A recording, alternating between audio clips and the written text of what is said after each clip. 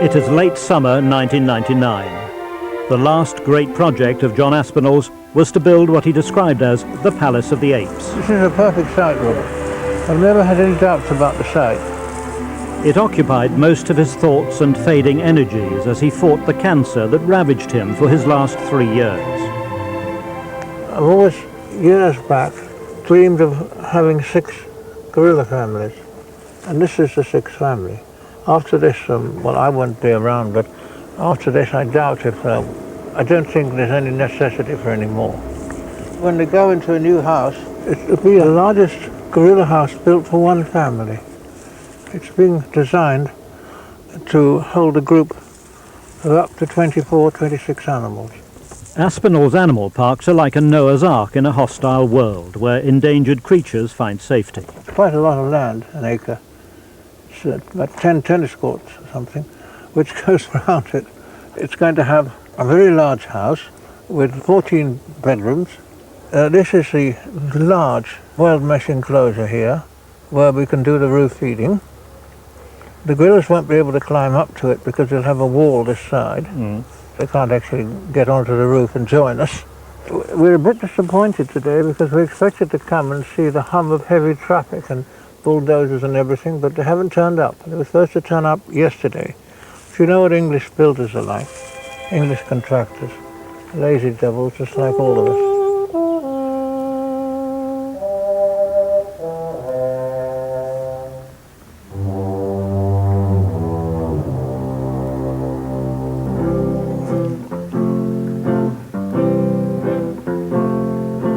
Lazy bones, sleeping in the sun. How you expect to get your day's work done? Never get your day's work done. Sleeping in the noonday sun. Lazy bones, loafing through the day. How you expect to make a dime that way? You'll never make a dime that way. Well, look here. You never hear a word I say.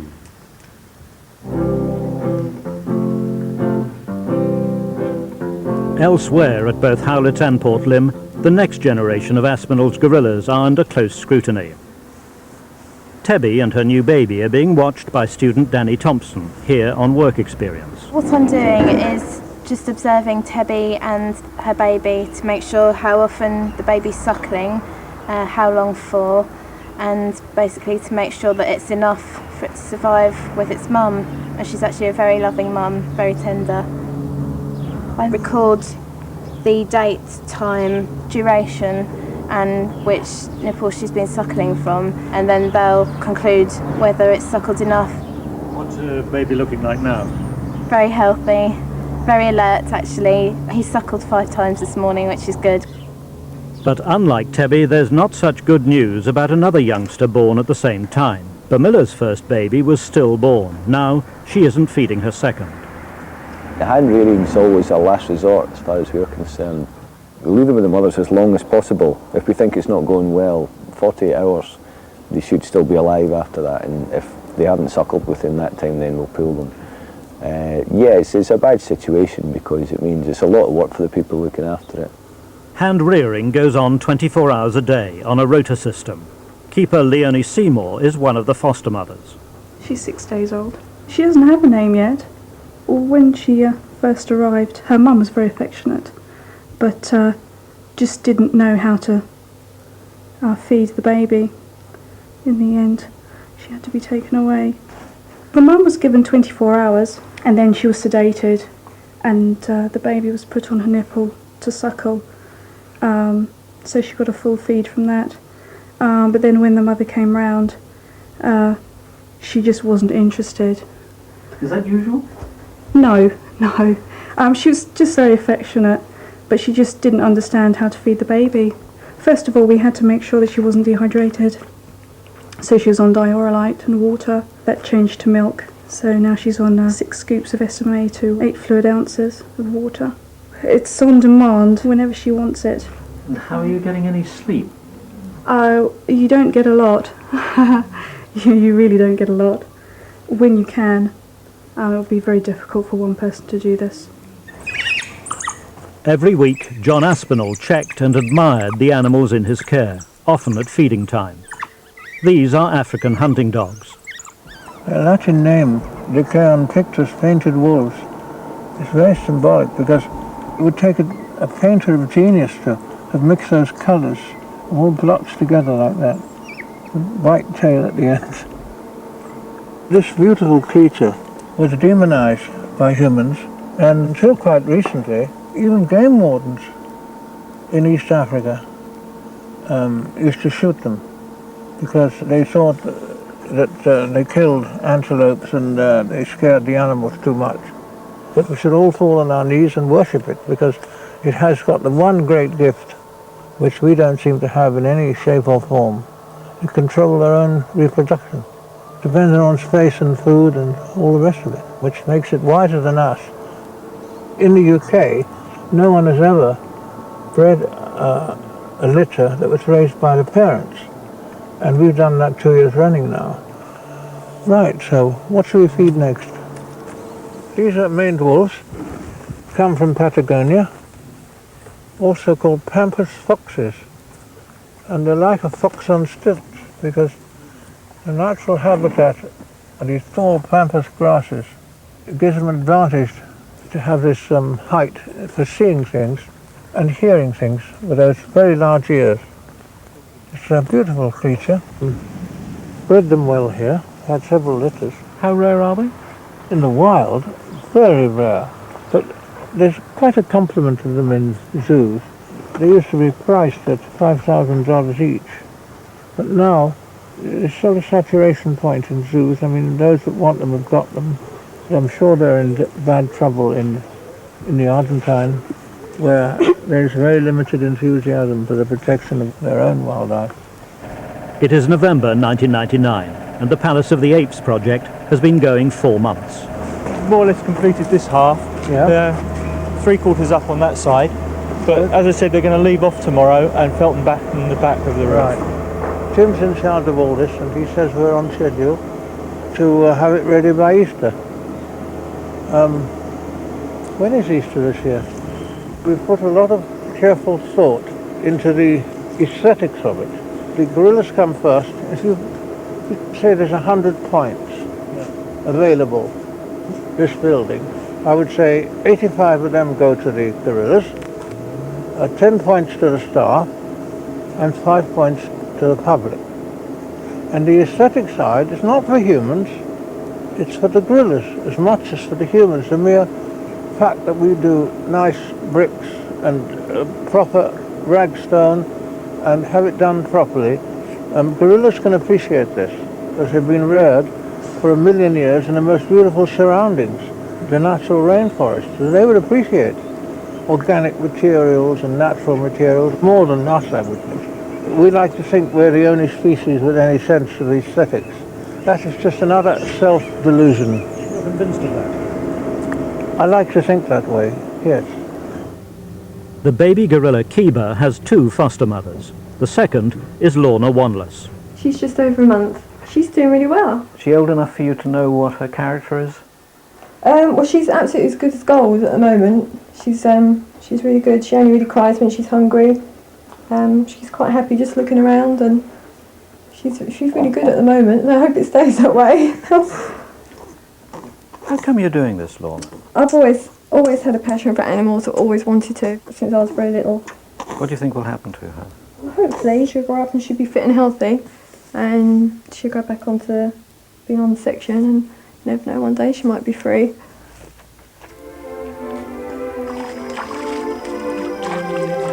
John Aspinall is unique in that he's bred 87 gorillas in captivity. He's begun returning them to the wild, to stretches of rainforest he's bought in Africa. Quam and Kwakwa, both raised at Howlett's, are soon going to make the 3,000-mile journey from Canterbury to the Gabon. First, they must be inoculated against disease by vet Chris Furley. They are not pleased. Finished. Quam and Kwakwa were both hand-reared, and this makes returning them to the wild slightly easier for the vets who may need to treat them there.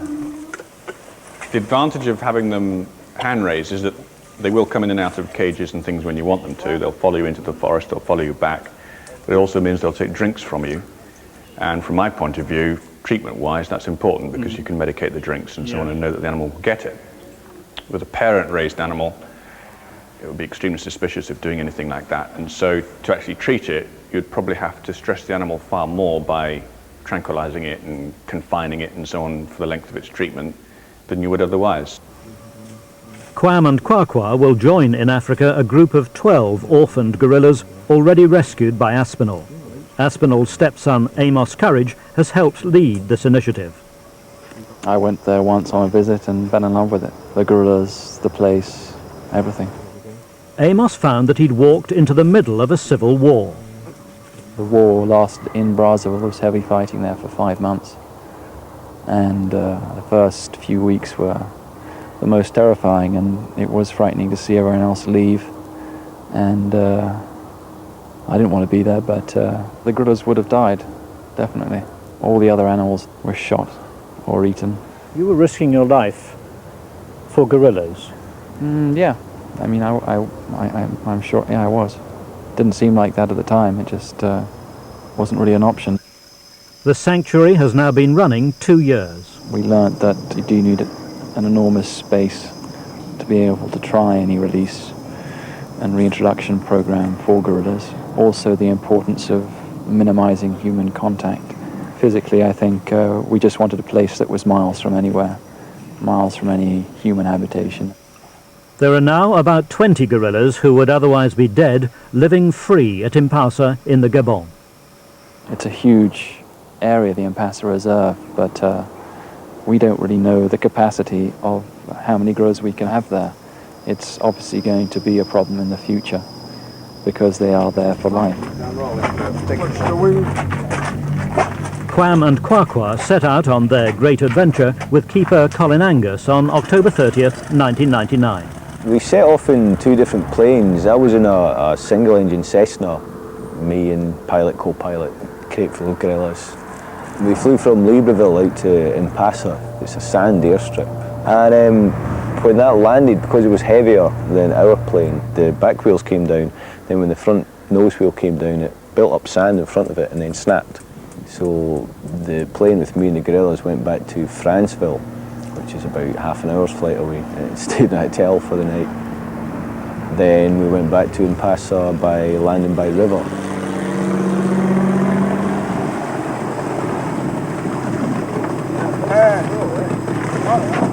I arrived there around about 5 o'clock in the evening, which is when they bring the gorillas back, from a day out in the forest. And there's a little compound they've built, just for them to stay overnight.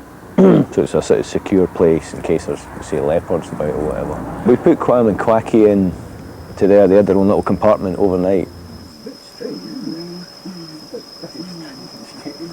Daily routine there is you would get up around about 6, while it's still quite cool. The human camp's on the other side of the Impasa River, so you sort of load up buckets of milk and stuff onto the launch, cross the river, and give all the little kids a morning drink. Just a little drink of milk with vitamins and stuff in it, sort of beef them up for the day. Then they're taken out into the forest with either Liz or Paul or some of the Gabonese guys. Basically, they spend the whole day touring around the forest. They'll walk for quite a while and let them stop and eat. They know all the things that gorillas normally eat. So they would pull down bits of vine and leaves and stuff that are popular with gorillas and offer them to Quam and Quacky, or you sit and eat them yourself, so they're like, oh, what's that? Actually, they weren't too bad the first day because they were just like, whoo, look at this, something different. Then when they realised that they weren't getting piles and piles of fruit and stuff like that, they were a bit kind of, weren't that keen. But obviously, when they weren't fed huge amounts on the first night, they started eating more and more in the forest, and they did settle in quite well. The way of life for them wasn't too much of a change. The main challenge was fitting into an established group already, but they managed that fairly well. A few squabbles and stuff, but nothing major. It is May 2000. It's the day before John Aspinall plans to open the Palace of the Apes with a big party. The complex is looking good.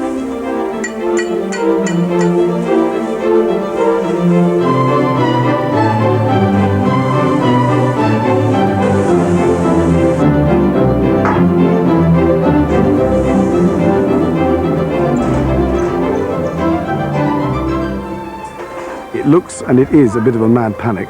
It's over budget. Budget was £750,000. The current figure is 790,000, and I see it probably going over that. Originally it was going to be just the lighter green tile, and Mr. Aspinall decided that he'd like to break up that with a darker green tile. He made this decision as the tilers were actually tiling, so we had a bit of a problem to find the green tiles that he wanted. But as luck would have it, there was an Arab who'd ordered these tiles, and they were just about to leave, I think, Dover to go to the Middle East, and we hijacked the load and managed to get them here and put them up, and I think that the gentleman whose they were was not best pleased. The gorillas aren't actually moving in till probably about mid-June, but we're going to give an air that they're already here. And so in all the bedrooms we've made up nests as they would make them, where they would sleep at night. And we're also going to put in some fruit, nuts, food stuff that they would normally eat to make our guests feel that the gorillas are about to come in from outside. After having worked in other zoos all over Britain, Brian Hammer has recently joined Aspinall's team. There's nowhere else really if you want to work with gorillas. The next largest collection in the UK at the moment has got, what, 8, 9 animals, I think. At the moment we've got 53 now, so you can't get the experience anywhere else working with, you just don't get it. There's going to be at least 8 in this section, just a standard drop. And we'll basically double up next door, but we generally just play it by ear really. If there's any gaps we'll fill them in. You good with heights? Don't mind being up there. Just the falling bit I don't like the sound of. What do you think about the ethos here of going in with them? You've got to weigh out, the pros and cons. Obviously, it's a risk going with animals like that. A lot of people can't see any benefit to it, so don't see why we do it. And I often wondered, if that was the case. But to illustrate my point, a few months ago, Sankey, Sunder's baby, and Keefu's group had picked a bit of baling twine from somewhere and got it all caught up, twisted around her neck and stuff. And Colin was just able to go in with her and her mum and just take it off her. No other zoo in the country would have been able to do that. You'd have to get a vet down, anaesthetise the mother. It would cause so much stress here. Walk through a door, 5 minutes later, everything's well again. Which wouldn't have happened anywhere else. The launch party celebrates where, in a month's time, the gorillas will live.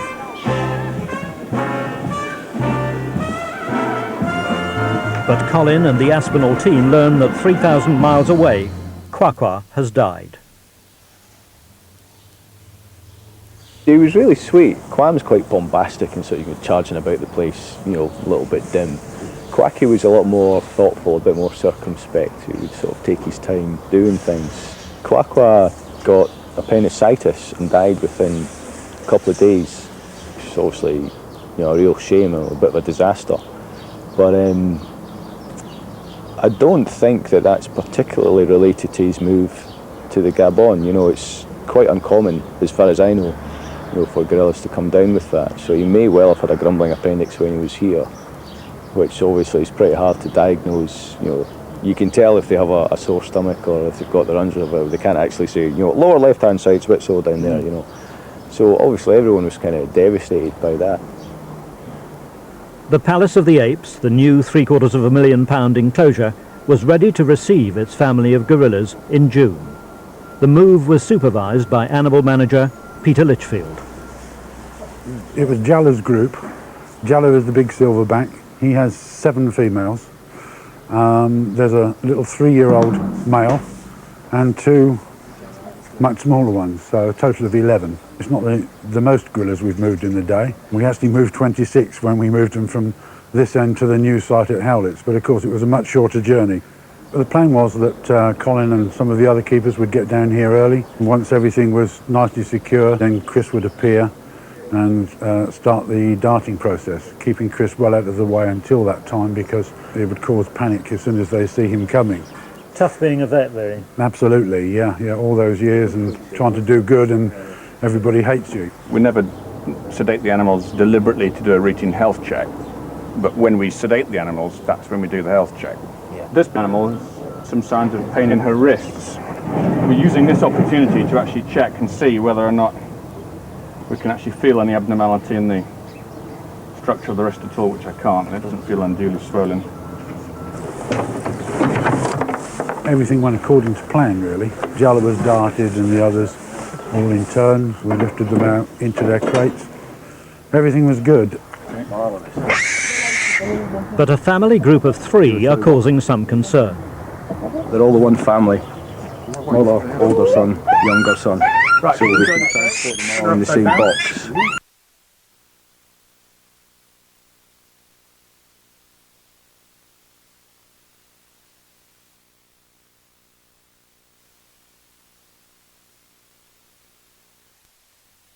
But in it, she's going to go on her stomach in the box in the recovery position.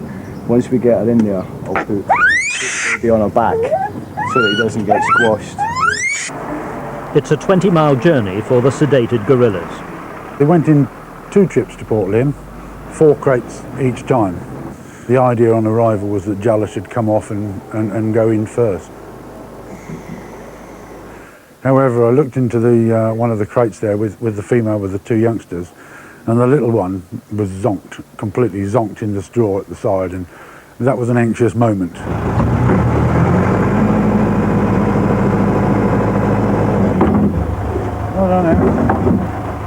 We opened up the box and Mum came out, and just like Lester Piggott, there it came, riding on her back, which was something of a relief, certainly to me. We left them for a couple of hours making sure that they'd come round properly, and then in the evening we opened up about 6 o'clock and they went into the main area of the house.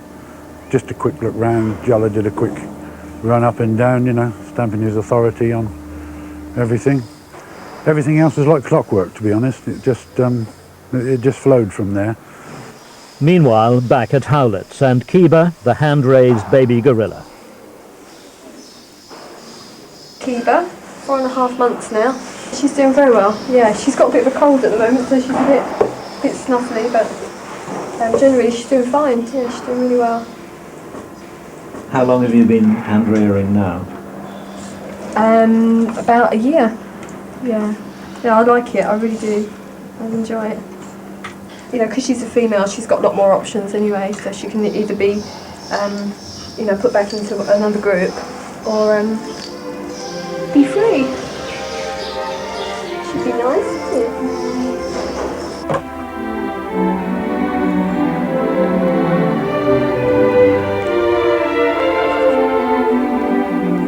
Nick Marks has been in charge of John Aspinall's big cats at Howlett's Wild Animal Park for the past 30 years.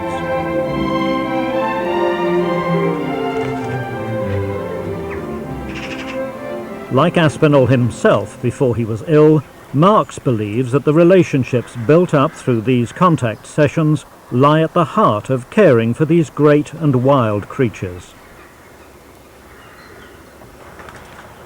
These are clouded leopards, mother, father and 2 cubs. Only here in Kent had they been bred successfully in captivity. Still, no one in mainland UK other than us has ever bred clouded leopards, though everybody wants to. Every bit of breeding clouded leopards is difficult, from pairing them up, getting them to mate, getting them to produce babies, and then also getting the babies alive, the mothers to raise them. Every bit of it is difficult. And this little girl that we've got, she's done an immaculate job. It is a dangerous business for the female, as is well known. Male cloudies kill females. I've never lost a female, but I've been very careful. Both cats, but particularly the female, trusts me implicitly. Yeah. She, in fact, doesn't want anything to do with anybody else. And I think this has helped in her being confident enough to raise her own babies, feeling unthreatened. I've been working night and day to get them together, to get something going, and to have babies is just magic.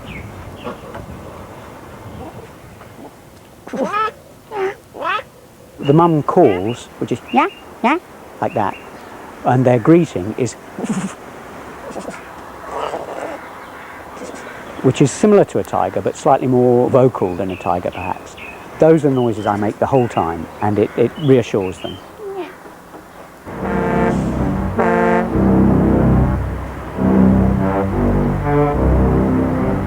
As dawn breaks at the port of Dover, there's a new consignment of Asian elephants for Aspinalls Parks arriving from Rotterdam. I heard a couple of months ago that Rotterdam were having problems with elephants there in the zoo, and that they would require to move them on somewhere. It was an overcrowding problem, partly through their breeding success, with the result that they'd actually got elephants that didn't get on at all. And because they don't have the luxury of as much space as we do, then it became quite a serious problem for them. Well, they were definitely going to move them on somewhere. Whether there was anyone else that could actually have taken all 5 elephants is a different matter, but it meant that they could keep them all together by bringing them here. The elephants and the drivers have been on the road for 2 days. Where's the bacon butties and the tea then when you come to England? No, they don't start until too early down there in the restaurant. They're not like the rest of us. Did you plan to have 5 more elephants this year? No, but it was a wonderful idea when it came to us. The Dutch have sent 3 cows and 2 calves. They're all marked so their identity won't be confused. It's barely 9 months since the death of Ashoka, the baby Asian elephant born at Port Lim. They took the loss of the baby elephant hard. The loss of Ashoka, yes they did, and these 2 youngsters which are coming in will be lots of fun, I'm sure.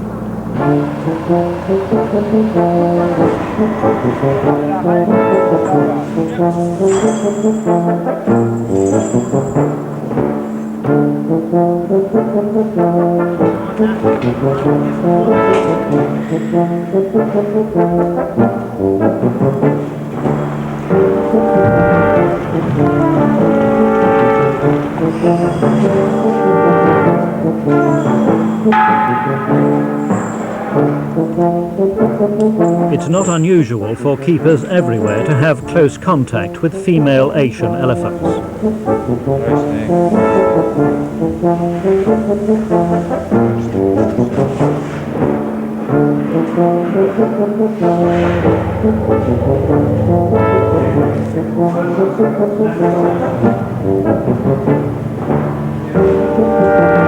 Brilliant, isn't it?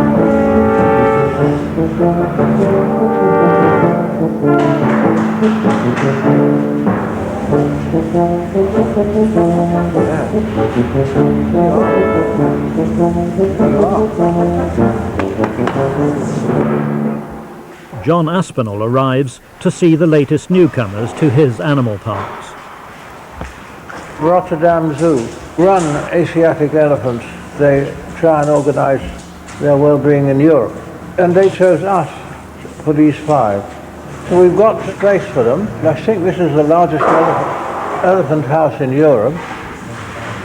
And it's only just completed. I mean, literally, it's completed about 2 weeks ago or something.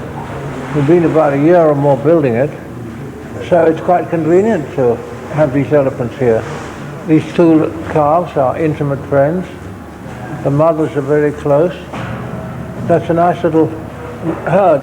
Another reason they chose us was we've got 2 resident bulls, both of which are bred. So there's a very good chance that their breeding will continue, which everybody wants, because the Indian elephant is very, very rare now in the wild. There's only about 12,000 left running free in India and Burma. These are Burmese. Yeah. So they're very scarce in the wild. We've got to try and form colonies in captivity. We think they're pretty sure to breed. Experienced mothers. We've got breeding bulls.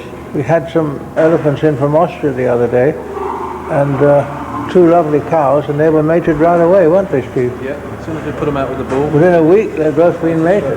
Which bull was that? Luca. We put them with Luca first. Yeah. And were mated well, too, because there's mating and there's mating, but these were mated thoroughly. So another 22 months, or who knows? Yes, there's no reason to believe that they wouldn't have caught, you never know. So yes, this is a great, great excitement and a great addition to our colony here. Not a head rub. Because of his close contact with his animals, Nick Marks found that one of his favourite tigers, Beamer, had a problem. I found an enormous lump on her mammary. It was difficult to see because it was down in between her legs, but there was a largish lump there. We discovered that she had fairly advanced cancer, equivalent to breast cancer in women. So there were 3 major tumours, and we cut them all out over a period of, I suppose, of about 2 hours. One of the unknown factors is whether or not it was just those 3 tumours that were present, or whether it had actually spread to other parts of the body as well. To date, the incision wound for each growth has healed very well, and she appears to be in reasonably good health for her age. So, hopefully, we won't have the problem again. Beamer seemed to maintain her recovery, but 6 months later, there was a relapse. So Beamer was sedated, and vet Richard McCourt carried out an examination. What is it, Richard? It looks like a memory tumour, most likely a carcinoma, which is in cats. And what will you do? Well, right now I'll just get a blood sample off her, and as well take a fine needle aspirate off the lump, so that we can send those away to find out what we're dealing with. Not yet, just yet, but The biopsy had revealed that they were malignant, and the x-rays revealed that these growths had also hit her lungs, and the only organs that weren't affected, I think, was her heart. So they were rife all through her. So incredible how tough these animals are. A month later, Beamer had to be put down. Beamer. Always, I just think of her with what a privilege it was to know her. I think because she lived at Howlett's, she was fulfilled. She raised her babies, she was well cared for, she was loved by everybody, and she loved them in return. She had an excellent quality of life. What sort of a cat was Beamer? She was extremely intelligent, very, very loyal, very faithful to me. She was special to me. I remember the male Zind one particular day decided that he'd just have a little bit of a go at me, which was in fact nothing I couldn't handle, but he got a bit sort of more thuggish than usual, and Beamer saw what was happening and drove him away from me. How? Just flew into him aggressively, and they had a sort of minor scuffle. It was nice of her to intervene. How you doing, lady? Who are these people here? Altogether, in 400 or so acres of East Kent, more than 1,000 endangered animals from more than 100 species have found a safe haven.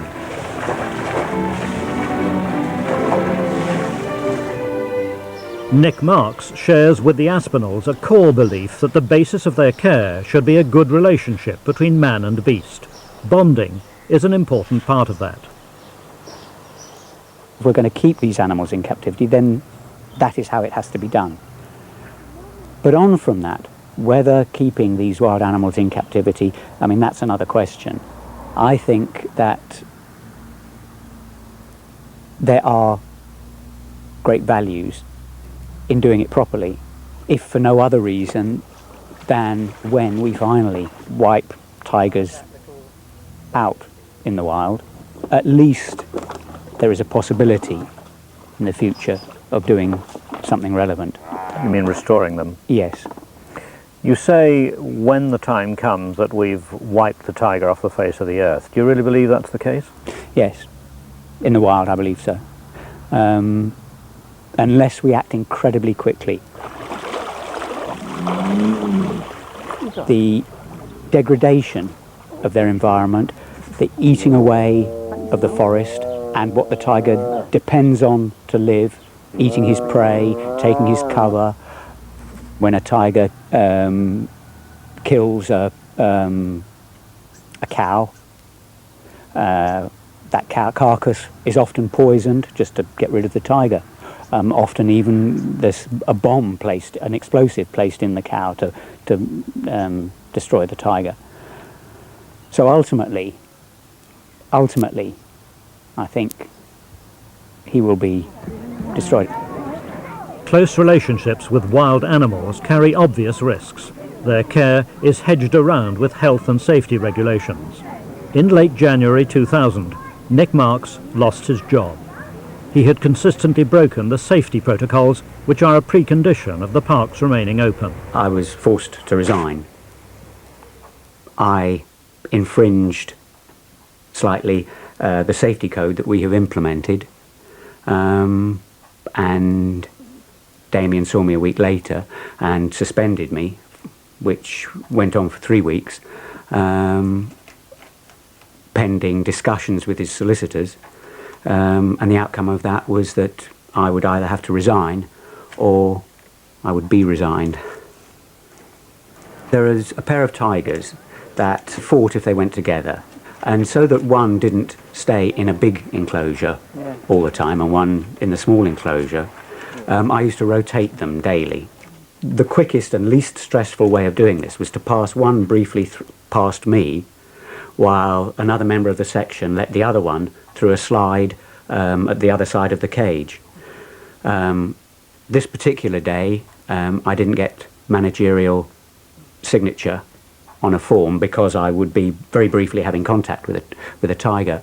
Had you been warned? Yes, in fact both verbally and in writing. So why did you do it? It could at times be time consuming, getting managerial permission, and obviously being busy, needing to get on, it is literally a 5-second operation, 10-second operation. So for speed and to get on with it was the first thing that I did that morning, to get on with the day's work, just to make things go a bit quicker. Did you feel in any danger while you were doing this? Did you feel you were taking unnecessary risks? Personal danger, absolutely none. In all the time I've worked at Howlett's, which is 30 years, I have never been seriously injured by a tiger. And if you think about the way I've worked with them, that says something, doesn't it? How much of a blow was it? Totally tore me apart. Totally devastated me. I'm still am. Totally devastated. Ill as he was, John Aspinall asked his son Damien to handle the Nick Marks situation. Nick had to go because he was so passionate, and he is so passionate about his animals. He didn't feel comfortable living within the rules that the health and safety had laid down. And I understood that. Nick, he loves his animals too much, and he found it too difficult to work under that regime. And I have a lot of sympathy for that. And the health and safety of there's rules there, but I think some of them are probably a little impractical. He couldn't live within those rules. And I understand that. I mean, there's few men in the world who love their animals more than Nick. Was that a tough decision? A very tough decision. I mean, Nick Marks is, in my view, the greatest cat keeper in the world, and is a fantastic man. But anything worthwhile in life means you've got to make tough decisions. And anyone who's not willing to make a tough decision shouldn't be in any position of authority, and should, go and work in a suit and take orders. Of course, with hindsight, perhaps I wish that I didn't just try and skip a signature and that particular day. I mean, having said all of that, if you take a broad view of it, of just Howlett's and everything that I've done, all the work that I've put in, do I regret any of that? If everything was in place again, I'd do it all again. Does that mean then that bonding will stop? No, not at all. Not at all. I'm a great believer in bonding, for the animal as well as for for the human, for myself or for my family or for the keepers, because both parties get so much out of it. But on February the 7th,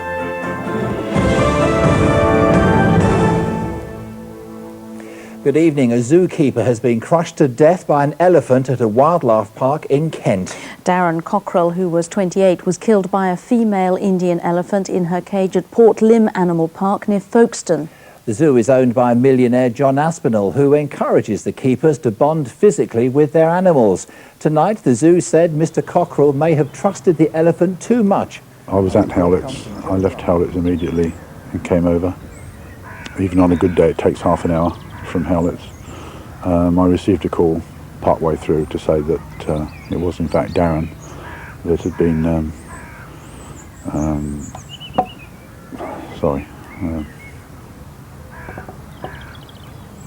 The 27-year-old keeper, pictured here with zoo owner John Aspinall, was found by colleagues crushed to death in the elephant enclosure where he'd been working.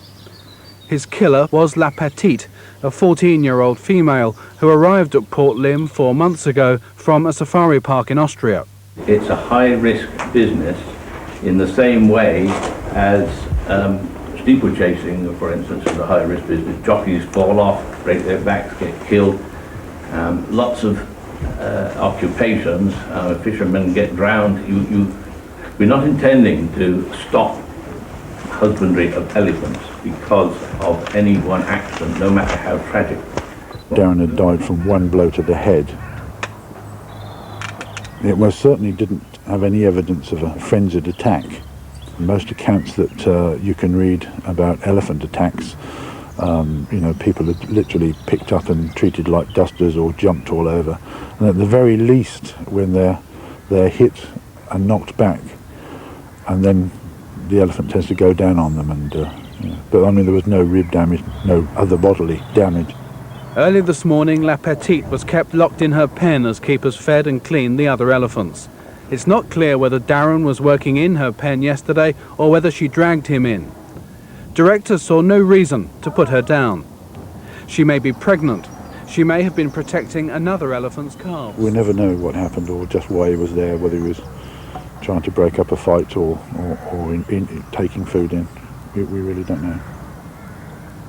We had a meeting with Darren's parents and his girlfriend, and they stated the last thing that Darren would have wanted was for anything to happen to La Petite because of this accident. They went off and they actually thought about it, and then they came back and asked if it would be possible for Darren's ashes to be put into the grave of Ashoka, because he loved him so much. So we were only too pleased to say yes to that. But yeah, we're quite pleased with him now. We'll look back and think, oh yeah, it was great times, but sometimes about 4 in the morning when he's kicking and screaming and he's got diarrhea and there's a mess everywhere, you think, God. But no, we'll look back and it'll be the best time of our life, I think. It's like a family. It's a family of elephant keepers, really, and one was lost. And I mean, that's, there's nothing worse than a death in the family, Nick Marks is considering his future in a village 6 miles from the parks where he worked for more than 30 years. He's taking a master's degree at university in conservation biology. The animals are tigers, elephants, gorillas, rhino, all of them. They're special, but they're in no way different to tigers, elephants, gorillas, anywhere else in the world. What has made these animals so different is the way that we've been allowed to work with them, particularly in the past, the way Mr. Aspinall encouraged us to work with them and encouraged us to learn and find out about them and gave them certain rights that perhaps other animal park zoos don't allow them. And that's what makes Howlett's different. That's what Howlett's mustn't lose, is that vision of Mr. A. It's part of his nature. It's part of his genetic makeup. It's a passion inside. He would say, and I would agree, that it would be a gene passed down from his ancestors. So it's a passion that he shares with his ancestors. You can't just manufacture an animal lover. You either are or you aren't. I mean, our greatest keepers have no qualifications. They have, they're not educated at universities, but they're the best keepers in the world. Bonding, as long as I have anything to do with it, will never stop. only because, you know, I go in with the animals at the weekends myself, and I get a lot out of it, and I know that the animals do. It makes their life in prison, if you like, life imprisonment, so much more enjoyable for a friend to come around and see them and chat to them and play with them. You know, I think it improves the quality of their life by 30 or 40%. I don't think there's any other way you can look at it.